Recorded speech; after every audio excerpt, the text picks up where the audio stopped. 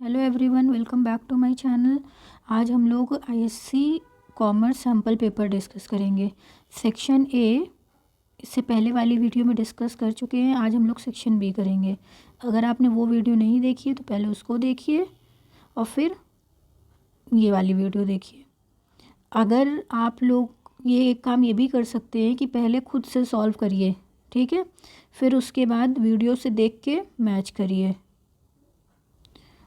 Question number 2, section B का question number 2 का first part है planning help in achieving the objective of the organisation by directing resources and efforts toward the common objectives.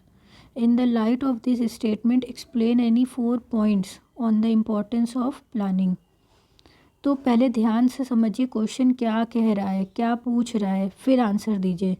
Question में बोल रहा है कि planning help करती है अचीव करने में ऑब्जेक्टिव्स, किसके ऑब्जेक्टिव, ऑर्गेनाइजेशन के ऑब्जेक्टिव को, bye directing resources and efforts toward the common objective. और सारे रिसोर्स जो भी होते हैं या जो भी एफर्ट होती है सब कॉमन ऑब्जेक्टिव्स, सबके सेम ऑब्जेक्टिव होते हैं कि फर्म को या कंपनी को प्रॉफिट कमाना है, सबके कॉमन ऑब्जेक्टिव हो गया, ठीक। तो इन the light of these statement explain any 4 point on the importance of planning. तो इसी इन the light of these statement, ये जो ऊपर स्टेटमेंट दी हुई है, इसी स्टेटमेंट को प्रूव करते हुए आपको 4 पॉइंट लिखना है इम्पोर्टेंस ऑफ प्लानिंग पे।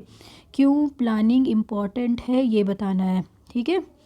तो 2 का ए वाला जो है ये देखिए हमने आंसर लिखा हुआ है। आप लोगों को भी ऐसे ही आंसर लिखना है। ये 4 मार्क्स का क्वेश्चन है तो 4 पॉइंट तो होने ही चाहिए। और ये जो पॉइंट 1 क्या बोल रहा है, 4 point on the importance of planning are, क्या है, फोकस अटेंशन ऑन ऑब्जेक्टिव्स। सबसे पहला पॉइंट है कि हमें फोकस करना है, फोकसेस करना है अटेंशन ऑन ऑब्जेक्टिव्स पे। क्या ऑब्जेक्टिव है, हम कैसे उसको अचीव कर सकते हैं, हमें इस चीज़ पे क्या करना है, फोकस करना है। Planning make the goal clear and specific. Planning की ही मदद से हम गोल को क्लियर कर सकते हैं। जो भी हमारा गोल है वो एकदम साफ हो सकता है, स्पेसिफिक हो सकता है, मीन्स डिफाइंड हो सकता है, किस तरीके से हमको अचीव करना है वो goal. This is because the objective और goals to be achieved are decided before plans are drawn. और ये जो ऑब्जेक्टिव है ना, ये गोल है, ये हम लोग अचीव करेंगे, कैसे अचीव करेंगे, कैसे डिसाइड करेंगे, बिफोर प्लान्स आर ड्रॉन। जब प्लान बनेगा तब हम लोग इसको, प्लानिंग बनाते ही टाइम हम लोग सब कुछ लिख देंगे कि हमें ये अचीव करना है, ये हमारा गोल है, ऐसे काम करना है, ये करना है। अब आप लोग अगर इतना भी पॉइंट लिख देंगे ना एग्ज़ाम में, ये फर्स्ट पॉइंट तक, फिर भी सही होगा, ठीक है। सेकंड पॉइंट है, क्या कह रहा है, मेक एक्टिविटीज़ मीनिंगफुल। ये जो एक्टिविटीज़ है इसे हमें क्या बनाना है, मीनिंगफुल बनाना है। कौन सी एक्टिविटी, जो फर्म है, जो ऑर्गेनाइजेशन है, अगर उनके यहाँ प्रोडक्शन होता है क्लोथ का, तो वो कोशिश करेगी कि 10,000 क्लोथ पर वीक बना लें, तो उनकी एक्टिविटीज़ क्या हो जाएगी, मीनिंगफुल हो जाएगी। तो प्लानिंग की ही मदद से तो एक्टिविटी को मीनिंगफुल बना रहे हैं। ए पॉइंट है when goals are clearly defined actions become meaningful. अगर गोल जो है क्लियरली डिफाइंड है, जैसे आपको पता है कि 12th में आपको टॉप करना है, ठीक, गोल्स आपका क्लियरली डिफाइन हो गया, तो तभी तो जब आप जो भी काम करेंगे तो वो आपका एक्शन क्या होगा, मीनिंगफुल होगा। कि सिलेबस अभी रिवाइज़ कर लेते हैं, फिर उसके बाद सैम्पल पेपर करेंगे, फिर सेल्फ एनालिसिस करेंगे, क्या गलत किया, फिर उसको सही करेंगे, इस तरीके से ना काम करेंगे तो when goals are clearly defined action become meaningful हो जाएगा। Second, managers and employ know how their activities relate to the goals of the organisation. और ये जो मैनेजर है और एम्प्लॉय है, इन्हें पता है how their activities relate to the goal of the organisation, कैसे जो है एक्टिविटीज़ जो है वो रिलेट करती है गोल ऑफ द ऑर्गेनाइजेशन से। तो इसमें भी आप जो है यहाँ तक ही एक पॉइंट लिख देंगे तब भी सफिशिएंट होगा, ठीक है। अब चलिए आगे चलते हैं। Third point, bring order in place of chaos. तो थर्ड पॉइंट में कहते हैं इंपॉर्टेंस ऑफ प्लानिंग में कि ब्रिंग ऑर्डर, ऑर्डर में चीज़ें लाना है, सब कुछ सही से रखना, in place of chaos. Planning help करती है ऑर्गेनाइजेशन को to keep on the right path. Planning जब हम कर लेते हैं तो फिर हम उसी पाथ पर चलते हैं ताकि हमारा ऑब्जेक्टिव अचीव हो जाए। तो कहने का मतलब यही है यहाँ पर कि प्लानिंग की मदद से ऑर्गेनाइजेशन जो है चलती है, कैसे चलती है, राइट पाथ पे, कि सबको पता है कि 10,000 प्रोडक्शन पर वीक शर्ट का करना है, तो उसी के हिसाब से काम होगा, सारी चीज़ें उसी के हिसाब से रहेंगी। और planning ensure clarity in thought and action, और प्लानिंग की ही मदद से हमारी थॉट क्लैरिटी सही हो पाती है। ठीक है। Then fourth one, reduce risk of uncertainties, planning की मदद से हमारा रिस्क जो है वो कम हो पाता है। देखिए, रिस्क जो है बिजनेस का पार्ट है, या तो प्रॉफिट होगा या तो लॉस होगा। अगर हमने प्लानिंग सही करी है तो मे बी रिस्क रिड्यूस हो जाएगा। जैसे कि इंश्योरेंस करवा रखा है पूरी फैक्ट्री का या मशीन या, ठीक है, तो अगर गलत हो जाएगा या अगर कुछ चीज़ें आग वाग लग गई, कुछ प्रॉब्लम आ गई, तो इंश्योरेंस कंपनी जो है वो पैसा दे देगी आके। तो रिड्यूस कर सकते हैं हम रिस्क को। Business enterprise operate in an uncertain environment, वही लिखा भी है, देखिए बिजनेस इंटरप्राइज जो होती है वो ऑपरेट करती है अनसर्टेन इन्वायरमेंट में, ऐसे इन्वायरमेंट में जो हमें पता ही नहीं, and face several type of risk, और फेस क्या करती है, अलग अलग टाइप के रिस्क को। Planning enable these enterprise to predict future event and prepare to face the unexpected event. Planning enable करती है इंटरप्राइज को टू प्रिडिक्ट फ्यूचर इवेंट के लिए, एंड प्रिपेयर करती है to face the unexpected event. और क्या चीज़ प्रिपेयर करती है, फेस करती है, करने अनएक्सपेक्टेड इवेंट को भी प्लानिंग बचा के रखती है। तो ये आपका क्वेश्चन नंबर 2 का 1 पार्ट कंप्लीट हो गया। 1 और 2 में से एक ही करना है, तो आपने ऊपर वाला आता है तो ऊपर वाला कर दिया। अब हम जल्दी से वाला नीचे जो सेकंड है ना 2 का बी, वो वाला भी पढ़ लेते हैं, क्या पूछ रहा है क्वेश्चन में, क्या है गिवन है। Delegation is the means by which manager assign a part of their job to other employees and gives them the authority to perform the assigned task. Justify these statements by providing any 4 advantages of delegation of authority. ये जो delegation है ना, transfer, इसको transfer of duty to other person, delegation ये जो है means है bye which manager assign करते हैं part of their job to other employees and give them the authority, और ये अथॉरिटी भी देते हैं परफॉर्म करने के लिए असाइन टास्क को। जस्टिफाई दिस स्टेटमेंट, हमें जस्टिफाई करना है स्टेटमेंट को, प्रोवाइड करना है एनी 4 एडवांटेज, और क्या प्रोवाइड करवाना है, 4 एडवांटेज देना है डेलीगेशन ऑफ अथॉरिटी के। ठीक, कि क्या एडवांटेज है, अगर हम अपने काम को बांट देंगे, लोगों में शेयर कर देंगे अपना काम कि भाई तुम ये काम कर लो, तुम ये काम कर लो, तो इससे क्या एडवांटेज होगा। तो इसमें भी 4 पॉइंट देना है। Advantage of delegation of authority, first point is relief to top executives, जो टॉप एग्जीक्यूटिव्स के लोग हैं, जैसे बोर्ड ऑफ डायरेक्टर हो गए, मैनेजिंग डायरेक्टर हो गए, उन लोगों को क्या होता है, थोड़ा रिलीफ हो जाता है, सारा काम खुद नहीं करना पड़ता है, वो लोगों ने असाइन कर रखा है काम सारे लोगों को, अलग अलग वर्करों को, फोरमैन को, फंक मैनेजर्स को। तो delegation of authority enable a manager to share his workload with his subordinate, ये जो डेलीगेशन है ना अथॉरिटी का, ये इनेबल करता है मैनेजर को to share his workload with his subordinates. Second point, scalar chain. Delegation of authority create a chain of superior subordinate relationship among managers. It provide meaning and content to managerial jobs.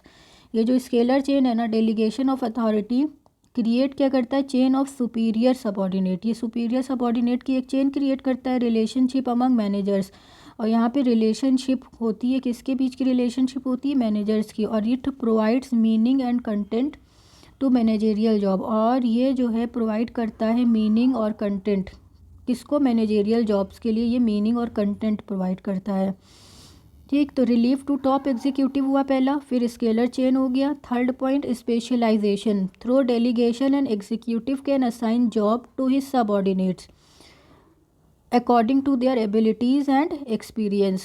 Specification means specifically assigned work to worker. जैसे कोई एक worker को एक ही काम दे देंगे, जब एक ही काम वो करेगा तो उसमें वो स्पेशलाइज हो जाएगा और वो काम को बहुत अच्छे से कर पाएगा। तो डेलीगेशन की मदद से ही एग्जीक्यूटिव असाइन करते हैं जॉब, और किसको जॉब असाइन करते हैं, सबऑर्डिनेट्स को। और कैसे सबऑर्डिनेट्स को असाइन करते हैं, उनकी एबिलिटी और एक्सपीरियंस को देखते हुए कि ये क्या काम करने लायक है, काम कर सकता है कि नहीं कर सकता। Fourth point, quick decision. When authorities delegated, जब हम अथॉरिटी को डेलीगेट करते हैं तो लोअर लेवल एम्प्लॉयज़ जो हैं कैन टेक डिसीजन।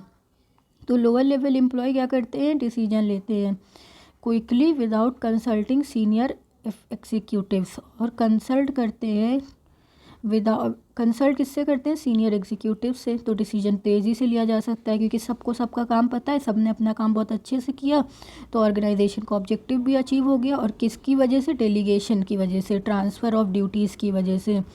तो क्विक डिसीजन हुआ जब when authority is delegated, lower level employee can take decision, lower level employee भी डिसीजन ले रहे हैं और बहुत तेज़ ले रहे हैं, और विदाउट कंसल्टिंग सीनियर एग्जीक्यूटिव, और बिना उनको सीनियर लोगों से बिना पूछे जो जो उनका आ रहा है समझ वो कर रहे हैं, और सीनियर क्या करेंगे, सिर्फ लुकआउट करेंगे चीज़ों को। ठीक है, ये हो गया आपका क्वेश्चन नंबर 2 कंप्लीट। अब हम लोग क्वेश्चन नंबर 3 करते हैं। Third is the need of fixed capital for a service industry is different from that of manufacturing industry. State any 4 reason for this differences. ये जो नीड है ना फिक्स्ड कैपिटल की फॉर सर्विस इंडस्ट्री के लिए, ये डिफरेंट है, अलग है for that of manufacturing industries. हाँ सही बात है, जो फिक्स्ड कैपिटल की जितनी ज़रूरत जो है सर्विस इंडस्ट्री को पड़ेगी, उससे कई ज़्यादा फिक्स कैपिटल की ज़रूरत मैन्युफैक्चरिंग इंडस्ट्रीज़ को पड़ेगी। अब यहाँ पर भी state any 4 reason for this differences, और हमें यहाँ पर क्या बताना है, 4 रीज़न देना है इनके डिफरेंसेस का।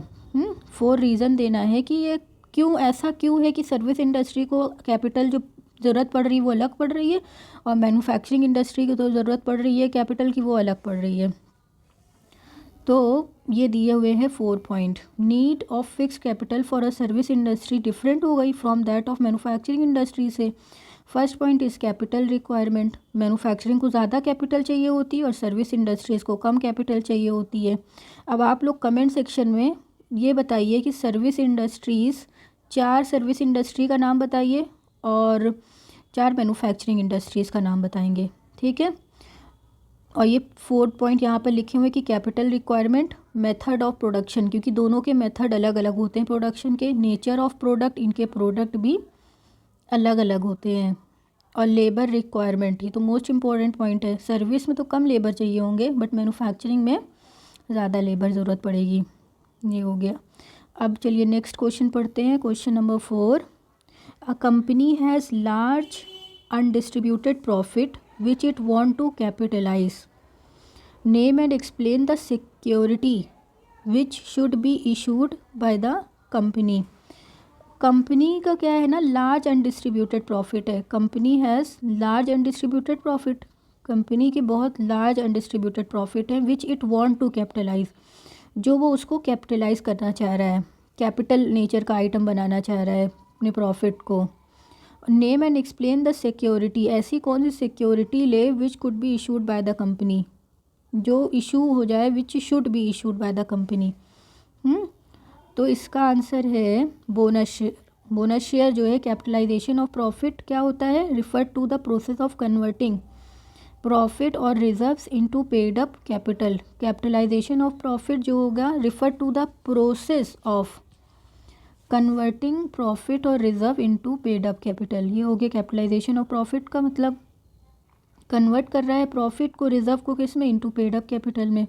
अब ये आंसर, ये बोनस शेयर लिखने के बाद ये आप लिखेंगे अ कंपनी में कैपिटलाइज इट्स प्रॉफिट और reserve which otherwise are available for distribution as dividend among the member by issuing fully paid bonus share to the member.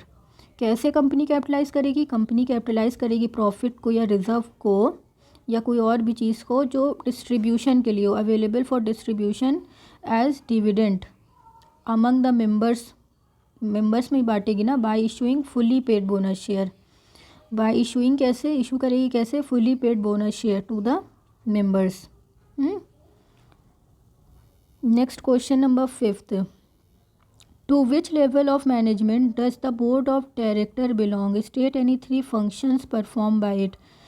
To which level of management, किस level of management में board of director belong करते हैं।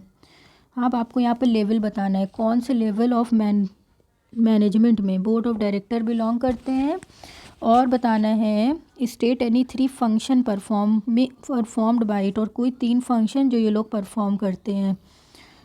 तो answer है आपका fifth वाला ये तो आपको एकदम अच्छे से पता है कि top level management, to which level top level of management to which level of management does the board of director belong. किस लेवल ऑफ मैनेजमेंट से बोर्ड ऑफ डायरेक्टर बिलोंग करते हैं? टॉप लेवल से, है ना। तो board of director belong to top level of management, top level of management से belong करते हैं। 3 function perform by it are, 3 function जो परफॉर्म किया जाता है वो कौन कौन से हैं? पहला है to provide overall direction and leadership to the company. सबसे पहला इनका काम है टॉप लेवल मैनेजमेंट का प्रोवाइड करना overall direction and leadership to the company. एक ओवरऑल डायरेक्शन हो गया और लीडरशिप हो गया to the company. Second, to represent the company to the outside world. और टॉप लेवल मैनेजमेंट का क्या काम है? अब रिप्रेजेंट करना ना कंपनी को टू आउटसाइड वर्ल्ड के साथ। थर्ड क्या है? To coordinate and integrate the activities of different department and division of the company. Coordinate करना एंड इंटीग्रेट करना activities of different department and divisions of the company. Coordinate करके रखना, integrate करना अलग अलग एक्टिविटी ऑफ डिफरेंट डिपार्टमेंट को and division of the company, और company के डिवीजन्स करके उनको जो है सही राइट पाथ पर लेके आना। तो ये हो गया फिफ्थ क्वेश्चन कंप्लीट। अब सिक्स्थ वन पढ़ते हैं। सिक्स्थ में कह रहा है discuss the unity of command and unity of direction principles as given by Henri Fayol. Discuss क्या करना है? यूनिटी ऑफ कमांड डिस्कस करना है and unity of direction discuss करना है, जो हेनरी फ्यूल के प्रिंसिपल है। यूनिटी ऑफ कमांड और यूनिटी ऑफ डायरेक्शन। पहले यूनिटी ऑफ कमांड में क्या है? N employ should receive order from one superior only and be accountable to him.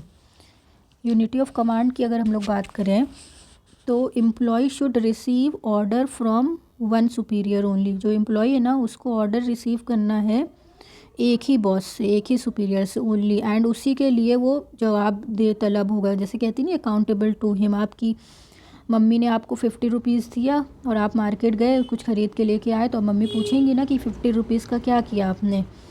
तो आप मम्मी जो है अकाउंटेबल हो गई आपके लिए कि आपने किया क्या। तो यूनिटी ऑफ कमांड भी वही है कि employee should receive order from one superior, सिर्फ एक सुपीरियर से उसे ऑर्डर रिसीव होना है only, and be accountable to him, और उन्हीं के लिए उनको जो है आंसरेबल है, उन्हीं को आंसर देना है कि ये काम हुआ तो कैसा हुआ, नहीं हुआ तो क्यों नहीं हुआ, ये सारी चीज़ें। Then next point is unity of direction. Unity of direction जो होता है यहाँ पर one head and one plan होता है for a group of activities के लिए।